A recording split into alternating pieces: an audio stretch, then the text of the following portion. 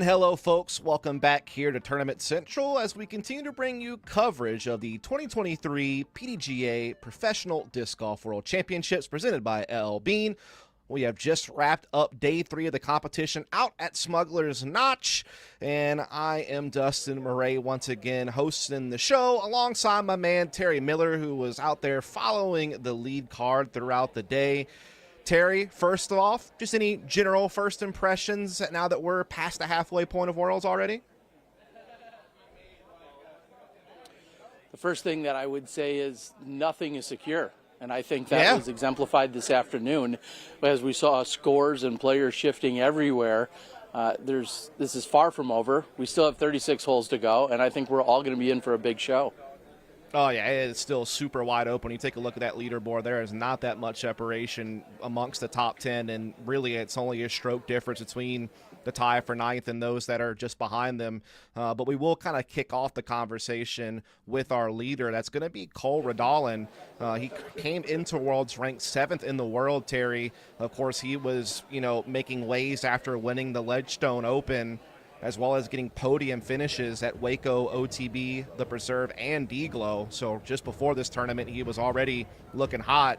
Through the first couple of days, he put himself in a pretty good position. He was 17 under par, just one stroke off the lead. And today, he went 5 down through 7, winds up ending the day 9 under par.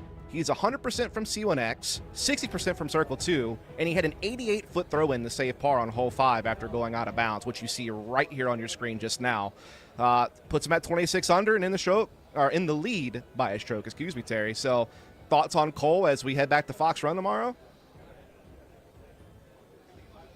Well, a few initial thoughts come to mind. First of all, resilience, just knowing that he can go out there and battle.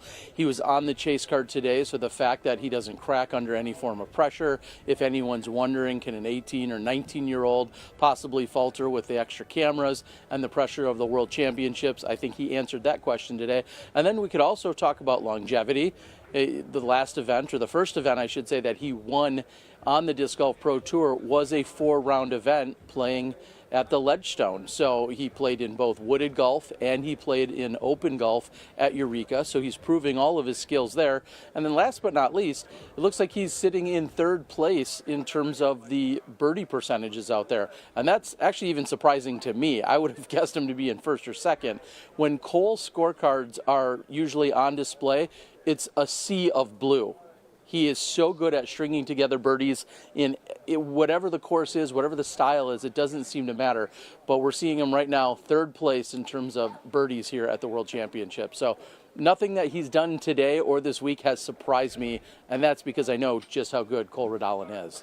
I mean, he's put on a good pace, I think, is the biggest thing. I mean, he shot 9 under par both rounds at Brewster and shot 8 under par yesterday at Fox Run. So like you said, showing that balance on both styles of golf is going to serve him well through the rest of this World Championship. Now, of course, behind him is a veteran in Chris Dickerson, who just trails him by a stroke. Of course, he came into this event with some, top 3 finishes at the Music City Open, had some top 10s at the European Open and Ledgestone, was fresh off of his own podium finish over at D-Glow coming into this tournament. When we entered the day, he was in a tie for 3rd after shooting up 66 spots yesterday. And today, he started 6 down through 7. Seemed like his putter just couldn't hit the ground. It was all over the basket and mostly inside of it, and winds up ending the day at 8 under par. Terry, you got to catch up with him after the round. Joining us now is Chris Dickerson. Chris, we're through 3 rounds here at the Worlds, 1 stroke off the lead. You maintained today. How'd you feel about your round? Good about the beginning, not so great about the end. Feel as if that was kind of what happened on this course a few days ago. So was that the course? Was that momentum? Was that yourself? What was it that where you stalled out? Mostly me, I would say. I can't blame it on the course. I'm the one throwing the shots. Bogeyed whatever the long uphill hole is again. Didn't double it this time, so that's good. I told Brittany I'm 3 over for the last 2 days playing it, or last couple of rounds over there, so that's good. Glad I'm not playing that one again this year. You're done with that one, Yes. at least till probably GMC in 2024. Yep. The entire card, honestly, kind of took us for a ride during that round. How are you just kind of forging forward? Because we saw a lot of good and bad from the rest of your card mates. Yeah. I mean, like any other round, it's just I try and stick to my game plan, and I'll joke with people throughout the round, but basically just trying to mind my own business throughout the round and keep it to myself. What are some of the conversations that you and Brittany might have to help mind your business, so to speak? It's such a broad range of things. I'll ask her input on some shots. We'll talk about. Actually, I talked about what I'm going to eat for dinner tonight. So, all kinds of things. I mean, that should be a short conversation because the answer's chicken, right? Either that or pizza. There's a couple of good pizza places over here in Stowe, and I've had those for the last couple of days. So, I don't know. Kind of leaning toward chicken, but it might go back to pizza. Who knows? Well, that jumps right into my final question, which is, what does relaxing look like tonight? And can you fully relax knowing you're right here in the hunt at the World Championships?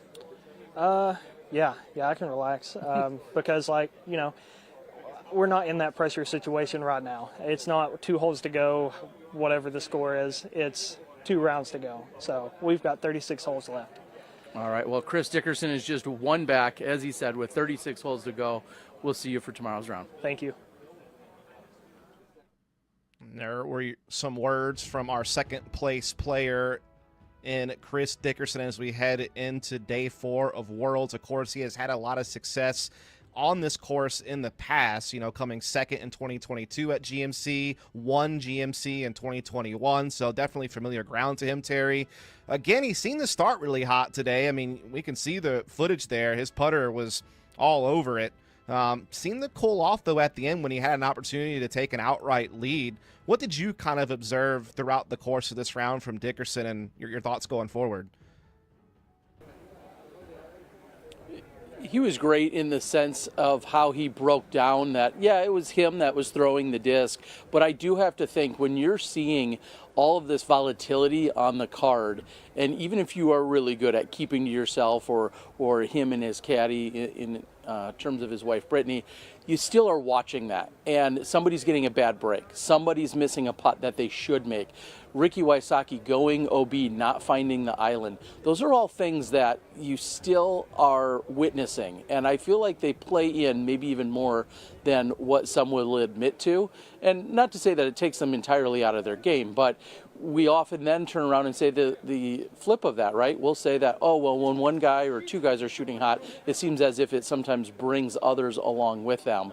And today the card was just all over the place. His putting looked pretty good, as we saw that he had 92% from C1X. He didn't have anything from deep, from long range. And of course, you'd like to get some of those to fall because those feel like an extra bonus when you're out on the course. They sometimes feel like a dagger or a punch to the gut to some of your competitors when they think they're going to get a stroke on you, and then all of a sudden you answer with a nice long putt. He didn't have any of those today, but he certainly feels very comfortable with where he's at. And as he said, 36 holes left to play. He's not feeling all of the pressure just yet.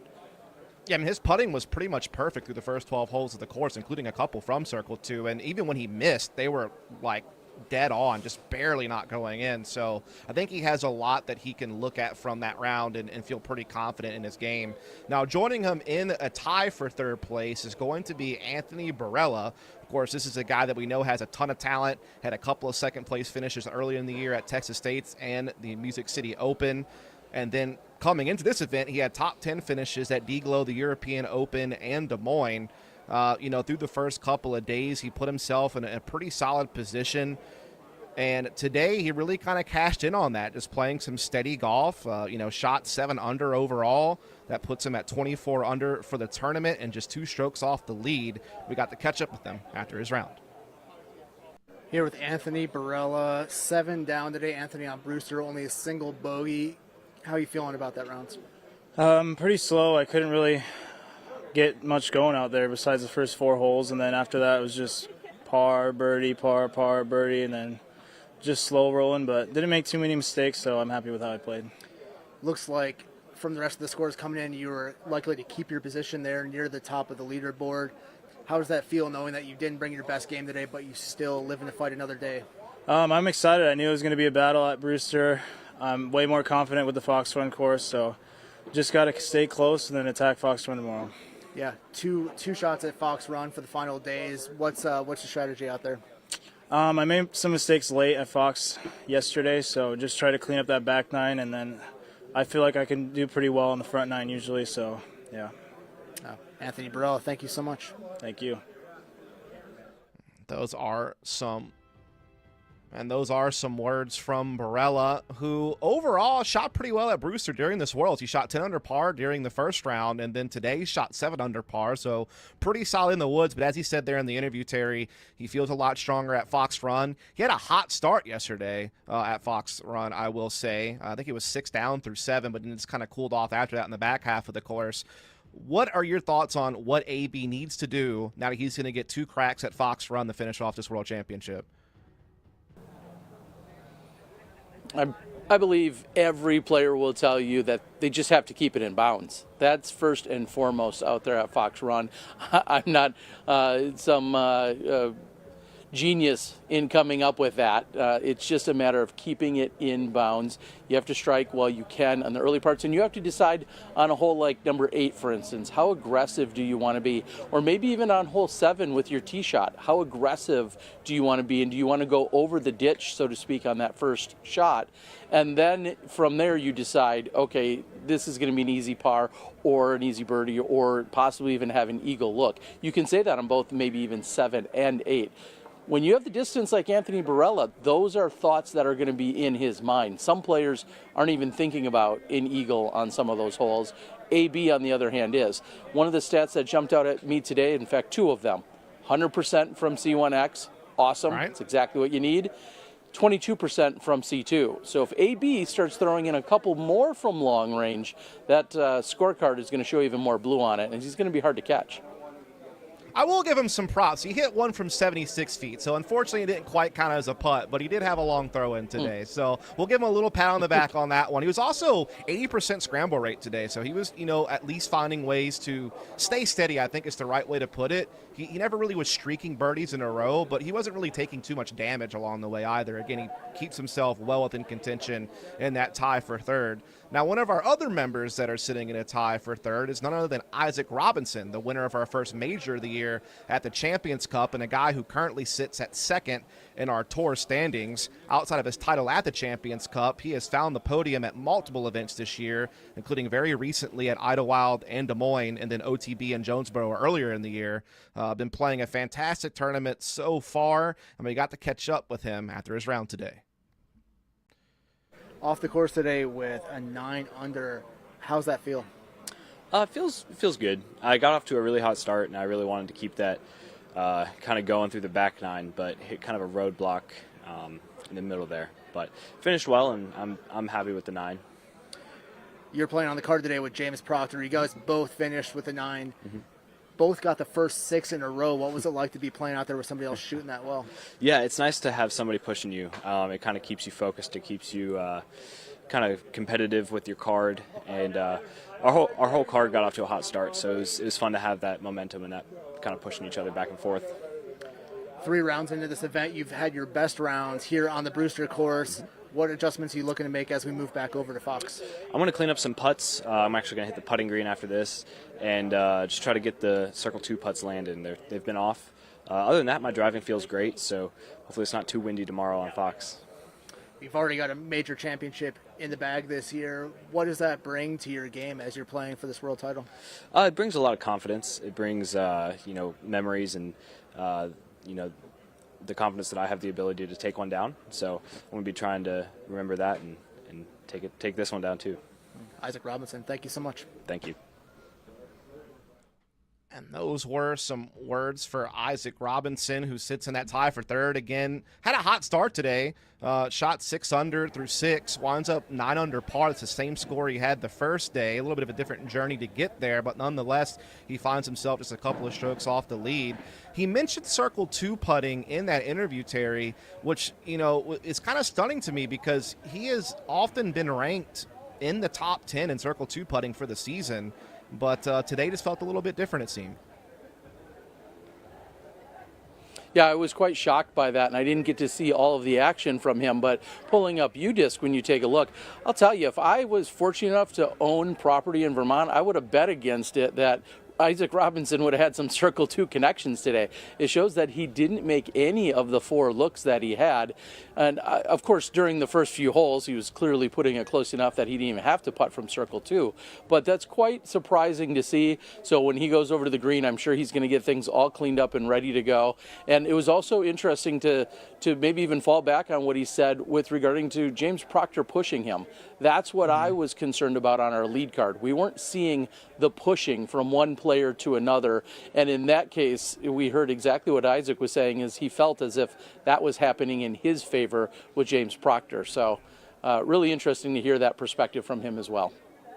Yeah, I think the big thing for him is just going to be figuring out Fox Run. He only shot 6 under yesterday, which was, kind of well off the pace that some of the other players were setting, and that's where he's going to be at for the next 2 rounds. But I do think that we have learned already that Isaac has a versatile enough game that he's not just some one-trick pony in the woods. He's got the distance. He's got the accuracy. Just got to make sure he has it come together with the putting that we just talked about, and I'm sure he'll be in contention. Now, you mix in James Proctor a couple of times there, and for good reason. He is our final member in the tie for third heading into round number 4 at Worlds. We will discuss him and more after a short break.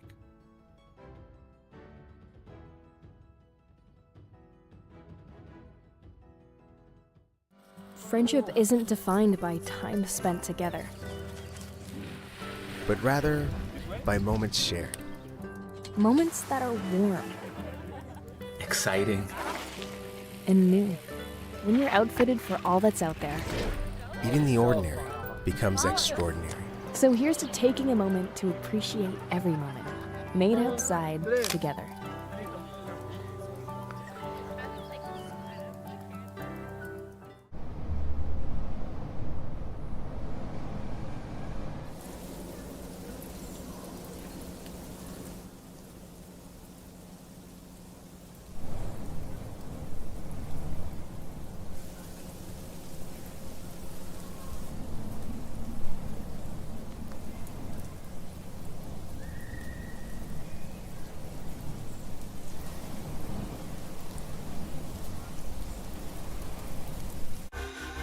At Discraft, we don't wait to see what the future holds. We build it.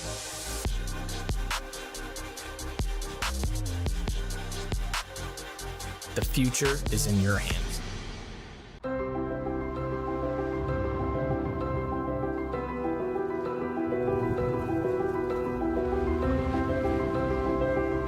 We're ready when you are. Come, discover Vermont. Here with James Proctor. James off the course today with a 9 down, really solid round, only 1 bogey. Run us through some of your thoughts coming off the course. I'm happy with the 9. I got off to a hot start. Isaac and I both, I think we were 6 through 6. So I wanted to keep the momentum rolling a little bit more than I did. I got kind of steady in the middle. The 1 bogey was pretty lame, missed a putt after that, but kept it together, finished with some birdies, and I'm happy with it.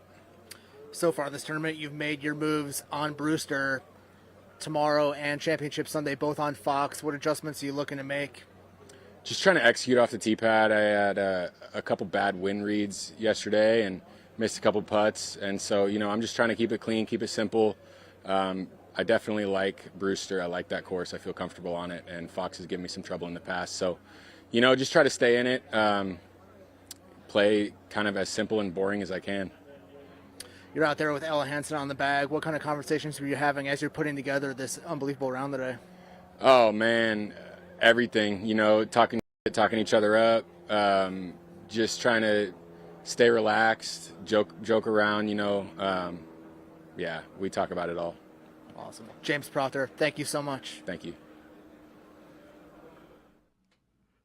I kind of wonder what things Proctor and Ella were talking about, Terry. I mean, it leaves a lot to mystery, a lot for us to just try to imagine. But what we don't have to imagine is how well he played, as he was able to shoot 9 under par. He went 10 under at Brewster during the first round. But day 2 at Fox Run only shot 5 under. It was enough to hang around the top 10, and he played well enough today to put himself in that tie for third and just 2 strokes off the lead. Again, this is a guy that I feel like it shouldn't be too surprising to see him up here. I mean, we've already seen him finish on the podium, at Austin in the PCS Open. He's got a bunch of top 10 finishes as well this season. He's 8th in our tour standings, and he's, well on pace to contend for this title at Worlds. Just got to figure out Fox Run this next couple of days. Yeah, it was so great to hear him talk about the wind or the wind reads, and also saying how he wants to just keep things simple. I haven't gone out and taken a look at the forecast over the next couple of days. I know we're not expecting any kind of inclement weather. The real question then, to his point, is how windy will it be out on the course? And one other quick final thought on Proctor is he's not flashy. He just is solid. He goes out and he gets the job done. We've seen him with that consistency throughout this entire year. So you may not necessarily think coming into the World Championships, yeah, James Proctor is my guy. That is the obvious front runner. He's just been consistent throughout this entire year. Now, obviously, he has all the skills to put himself in there and could walk away our world champion. But I think it's almost unassuming how solid he really is. And that's nothing but a compliment to his skill sets. Yeah, I mean, he's ranked number 2 in C1X putting for the season, and he is in the top 10 for Circle 2 putting. So we know that will serve him well out at Fox Run. It'll just be, the fairway hits, getting the wind reads, and making sure to stay in balance, I think will be key for him.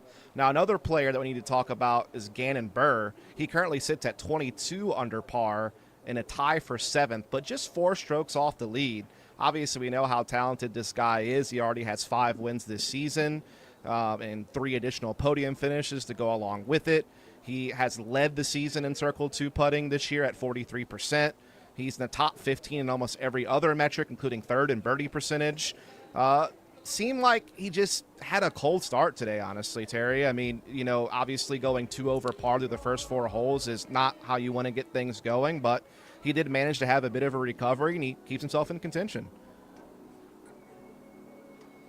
Well, compare and contrast to the 2 previous gentlemen we talked about in seeing Isaac Robinson 6 under through 6, James Proctor 6 under through 6, Gannon Buhr 1 over through 6. So getting off to that hot start is so crucial and paramount out here on this Brewster Ridge course. Gannon didn't do that. You were talking about 43% from Circle 2 for the season. He was 40% today. He converted 2 out of the 5, so that's about on pace with what you'd expect. His real challenge, though, was the fact that I'm seeing only just 82% for C1X. And that is something you can't have out here, and I'm sure that's what partially led to, that slow start. But when I'm looking at the fact that he's only even or so through the first 9, that's just not a pace you can be on out here at Brewster Ridge. And he's probably glad to be done with the course and move over to Fox Run Meadows. Yeah, I mean, it's just funny you point out the C1 putting. It was the first 2 holes. He missed a sitter on a hole 1, just an easy tap in, and then the second one he also missed a C1 putt. So it was really just those beginning holes. It just seemed like he was a little jittery, but he was eventually able to course correct. And the one thing going for him, I think, is that he was only 1 stroke off the hot round yesterday at Fox Run, so we know we can play that course well. It'll just be up to him to do it these next couple of rounds. Now, the final player that we're going to talk about is Niklas Antila. Of course, he entered the day in a joint lead with Grady Shue at 18 under par after shooting 7 under at Brewster on day 1 and shooting the hot round of the day all the way up until the final hole, basically, at Fox Run yesterday. Today, it was a little bit of a different story, right? He struggled throughout the day, only managed to shoot 3 under par. He is tied for 9th right now, but he's still only 5 strokes off the lead with 2 full rounds left to play. We certainly know that this guy is capable of good things. We've known that since last year when he came second at USDGC, and this year he came second at the first major at Champions Cup. So this is a guy that can deliver on the big stage. It just seemed like today just didn't go his way. I mean, was there anything that you noticed from watching that you just felt was missing from his game that caused him to struggle? Yeah, one of the things that stuck out for me is, well, everyone was struggling, and it was the uphill hole number 14. Everyone was struggling. He laces a drive to put himself closest to the basket out of the entire card, but then doesn't convert on the putt. And that's just something you have to do. Is we say that when you get these opportunities to possibly pick up a stroke, not just on the card, but on any of our leaders, you have to take advantage of those. And he had that. And in fact, I feel like we even saw a bogey maybe by a fellow card mate on that hole. it just was deflating. It was tough to see. He did get a really good break, and one of my highlights of the day was as this shot came in, he eventually walked down the fairway. I saw him, and he asked if it kicked off the tree. I said it did, and he had a smile on his face. Like a lot of our European competitors, you don't see an outburst of emotion usually out of our players, and he didn't jump up and down or anything, but he did have a pretty big smile on his face, and I think he was looking for that break in which it led him to a birdie on that particular hole. So that was great to see, but overall a pretty tough day out there for him, and yet with just 36 holes to play, you have to wonder how he's feeling about his run over the next 2 rounds. Yeah, that's a valid point. I think, again, the one good thing that's going for him is the fact that he proved he can play Fox run well. He's another one of those guys that shot really hot, shot 11 under par yesterday, was bogey-free all the way up until hole 18. So definitely has the skills to get the job done there. It's just about shaking this round off, I think, and, just getting back on track. Certainly a fierce competitor, and certainly represents Finland very well in our sport. But anyway, Terry, I'm going to bid you adieu. I know it's getting dark out there. Let you get some rest and get you back tomorrow to cover some more action. Folks, we appreciate you so much. We will be back tomorrow at the same time to bring you the FPO pre-show for day 4 as we get to the tail end of the 2023 Disc Golf World Championships. See you tomorrow.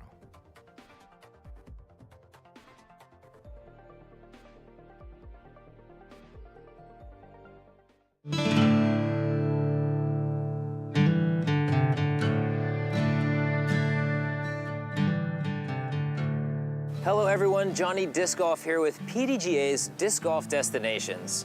We've spent some time here at Smugs checking out everything the resort has to offer, but a disc golf destination wouldn't be complete without some incredible courses. We're here, Smuggler's Notch Disc Golf Center, home to Brewster Ridge and Fox Run, the 2 premier disc golf courses in Vermont. It is such a treat to be here each and every year, and this year it's Worlds, and the stage is even bigger. Round 1 will feature our competitors playing on the Brewster Ridge track. 18 holes of wooded golf, a little bit shorter than some of the wooded tracks we normally see on tour, but this one is beautiful and beautifully juxtaposed by the open landscape of Fox Run Meadows. Originally a 9-hole course, it was expanded into a full 18 shortly before the 2018 World Championships, and now is one of the most iconic courses that we play on tour.